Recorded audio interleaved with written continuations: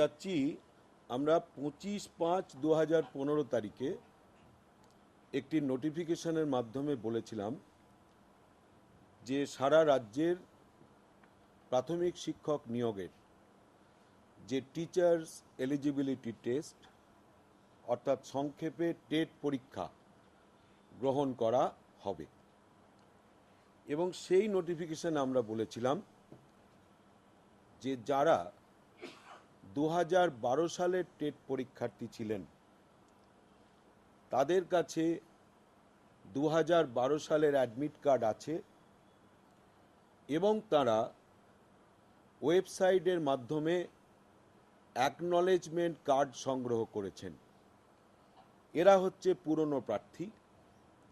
সেই পুরনো প্রার্থীরা বিনা খরচে, বিনা এক্সামিনেশন ফিজে, বিনামূল্যে তারা পুরনো অ্যাডমিট কার্ড এবং অ্যাকনলেজমেন্ট কার্ড নিয়ে পুনরায় পরীক্ষা দিতে পারবেন। এই রকম প্রার্থীর সংখ্যা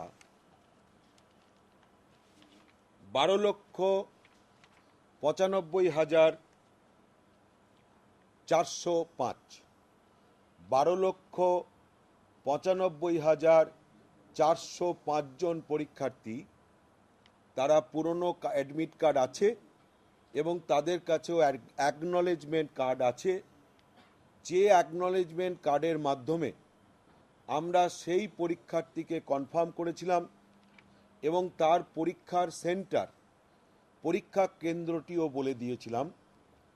আবার আমরা পুনরায় জানাচ্ছি যে তারা ওই অ্যাডমিট কার্ড নিয়ে পুরনো কেন্দ্রেই আবার পরীক্ষা দিতে পারবেন, পুরনো কেন্দ্রেই আবার পরীক্ষা দিতে পারবেন।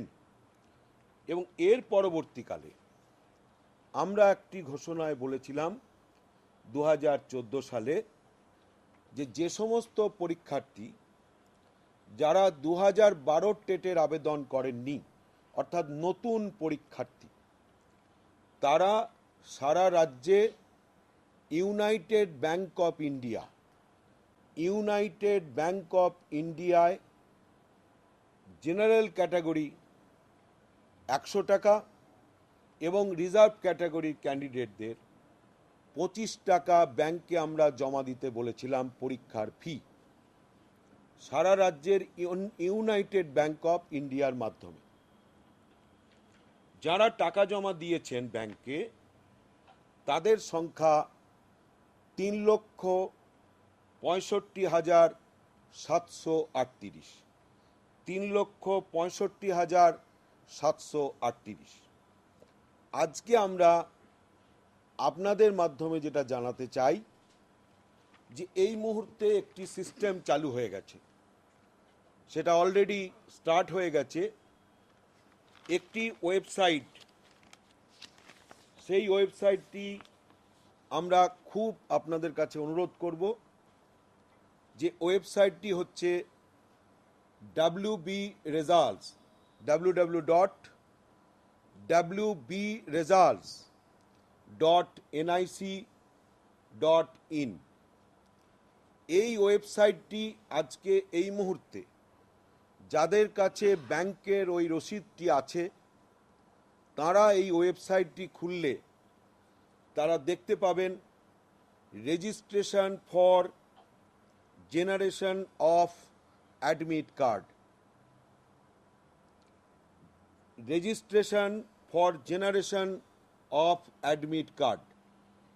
এই সমস্ত প্রার্থীরা এই ওয়েবসাইটে ওই পেজে গিয়ে জেনারেশনে ক্লিক করলে একটি পেজ খুলবে এবং সেই পেজে সমস্ত প্রার্থীদের বলছি যারা ব্যাংকের এই রসিদ যাদের কাছে আছে সেই রসিদের মধ্যে একটি ট্রানজাকশন আইডি নাম্বার দেওয়া আছে, ট্রানজাকশন আইডি নাম্বার, এবং সেটি ইউনিক ট্রানজাকশন আইডি নাম্বার, অর্থাৎ প্রত্যেক পরীক্ষার্থীর আইডেন্টিটি নাম্বার আলাদা। ট্রানজাকশন আইডি সেটি লাল কালি দিয়ে বা কালি দিয়ে ব্যাংক কর্তৃপক্ষ চালানের ওপর লিখে, যে অ্যাডমিট কার্ডটি ক্যান্ডিডেট পাবে 24 তারিখ থেকে ক্যান্ডিডেট যে অ্যাডমিট কার্ডটি পাবে সেই অ্যাডমিট কার্ডের মধ্যে তার রোল নাম্বার প্রিন্ট করা থাকবে, তার পরীক্ষার কেন্দ্র প্রিন্ট করা থাকবে,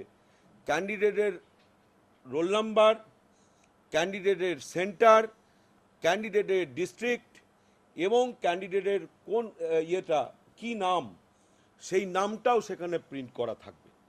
এবং সেই অ্যাডমিট কার্ড যেটা জেনারেশন হবে সেটার মধ্যে একটি ছবি লাগাবার জায়গা আছে, ক্যান্ডিডেট সেখানে তার নিজের ছবি লাগাবে এবং একজন গেজেটেড অফিসার ইনক্লুডিং গভর্নমেন্ট স্কুলের হেডমাস্টারমশাই এবং প্রিন্সিপালস এদের দিয়ে এই ছবিটিকে তারা অ্যাটাস্টেড করবে এবং সেই অ্যাডমিট কার্ডের মধ্যে কতকগুলো জায়গা থাকবে যেটা ক্যান্ডিডেট পূরণ করে নেবে এবং এই সেটটি যেটা কম্পিউটার থেকে সে পেল সেটা দুটো কপি করবে, জেরক্স করে দুটি ছবি লাগাবে, 2 কপি অ্যাডমিট কার্ড ক্যান্ডিডেটের কাছে থাকবে, একটি কপি সে পরীক্ষার হলে জমা দেবে, একটি কপি ক্যান্ডিডেট নিজের কাছে রেখে দেবে ফর ফিউচার রেফারেন্স। এই পদ্ধতিটা আমরা আজকের থেকেই চালু করে দিলাম। আবার আমি রিপোর্ট করছি যে 14 লক্ষ প্রার্থী পুরনো অ্যাডমিট কার্ড আছে, পুরনো অ্যাকনলেজমেন্ট কার্ড আছে, তারা সেই অ্যাকনলেজমেন্ট এবং অ্যাডমিট কার্ডের মাধ্যমে পরীক্ষা দেওয়ার সুযোগ পাবেন। যারা ব্যাংকে টাকা জমা দিয়েছেন তাদের রেজিস্ট্রেশন অফ অ্যাডমিট কার্ড এবং প্রিন্ট আউট অফ অ্যাডমিট কার্ডের ঘোষণা আমরা করলাম এবং এটা আজকেই আমরা দুটো ওয়েবসাইটেও এই নোটিফিকেশানটা দেব। আপনাদের কাছে অনুরোধ, www.wbresults.nic.in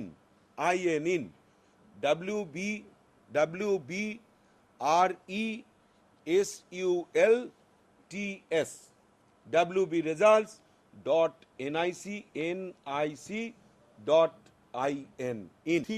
তারা সঠিকভাবে পরীক্ষা দেওয়ার সুযোগ পেয়ে যাবেন।